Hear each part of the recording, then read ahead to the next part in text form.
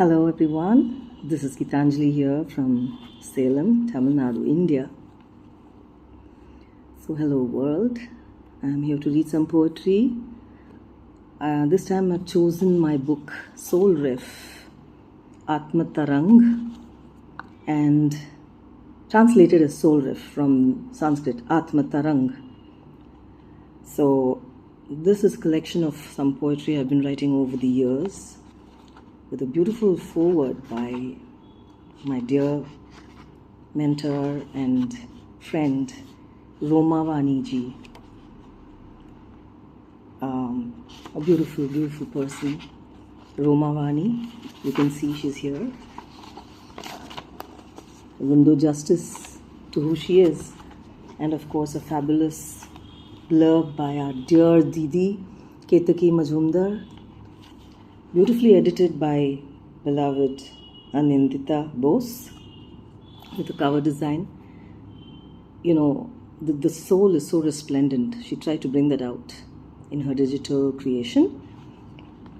So I want to read something from this in a segment called Have You Ever? It's a series of poems, about 2, 4, 6, 8, 10, 11 poems of Have You Ever? Some of you may be familiar with it because I have been writing this and sharing it on Facebook. Yet I shall read it today.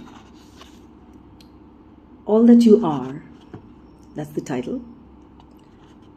Have you ever hugged an aging tree, still lush with foliage, letting sunlight stream through the tapestry of its verdant veils, still dripping with season's rains that washed the dust of gusty summer heat, still fragrant with the scent of softened bark skin, soaked in honeydew of moonlight's softness, rough against your skin, yet breathing like comforting zephyrs? Have your fingers discerned the girth of such a tree, and your chest embraced its palpitating spine? An exotic resin suspends itself in rosy droplets, rushing through your olfactory conduits, healing you, rejuvenating your spirit. Have you felt the murmur of ditties, now forest deities, resonating in this tree's branches, sheltering the winged lyricists of seamless worlds, their voices sweetened with virgin rivers that fed this tree's roots? Have you stood in the middle of shedding leaves that have lived in their prime and let themselves go in grace, because they are now parchment exposing their veins and ready to surrender to earth, to leave their verses there? Have you looked through this bare tree sans a single leaf, at stars in the welkin when night is sheer poetry that needs no judging? I'm sure you have. For you are under that tree of life, evolving with you in your soul's journey, enlightening you, accepting you, liberating you for all that you are.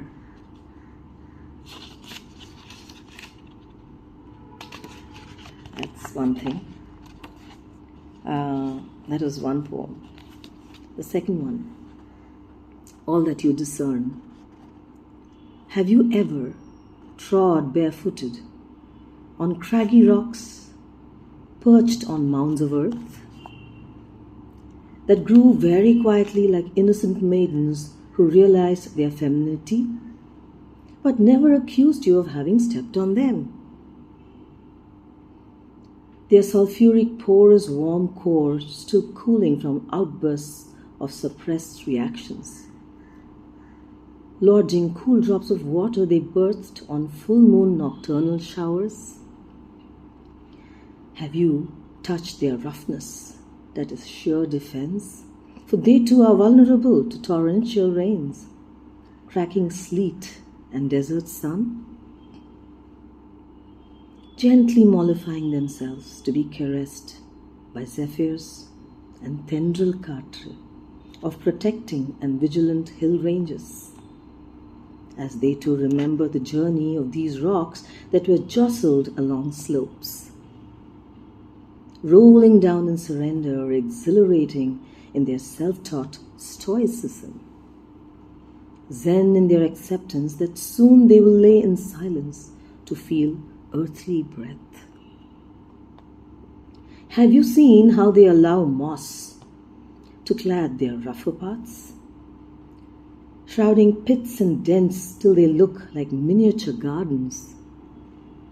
And on these you don't step at all, for you know they really want you to understand that you are a rock too. Slowly and steadily chiseled by master craftsmen, incredibly gentle, for they know how cracks can ruin their artistry. And then all that you discern stands lofty before your eyes, telling you that there's only beauty in every journey, and that when you are ready, you would look at your own reflection of a sculpted being, where contours are poems that speak in silence. I enjoyed writing these poems of have you ever. You know, when you ask yourself, have you ever, you realize what you've missed doing and what you haven't done at all. And in poetry, anything is possible. I mean, I'm not saying I'm taking that for granted, but you can express so much more that hides within your soul. So these are the poems of Soul Riff, one of my favorite collections that I've been writing over the years. And it's a beautiful, experience to have waited all this long to find the right person or somebody close to my heart to write the foreword, Romawani Di, and of course Ketaki Mazumdar Di and beautiful Anindita Bose, who helped me edit the poems. It's published and printed and published by Curate Books Private Limited at Goa. I have gotten 2 books done there already, one being Curate and the other one that I'm going to come up with soon. And of course, Poetry Voice, Geeta Dhwani. This also something I'm going to be reading from soon. I hope you enjoyed my rendition as much as I absolutely enjoyed reading them for you and sharing what I have scripted from my soul and my soul riff. Thank you.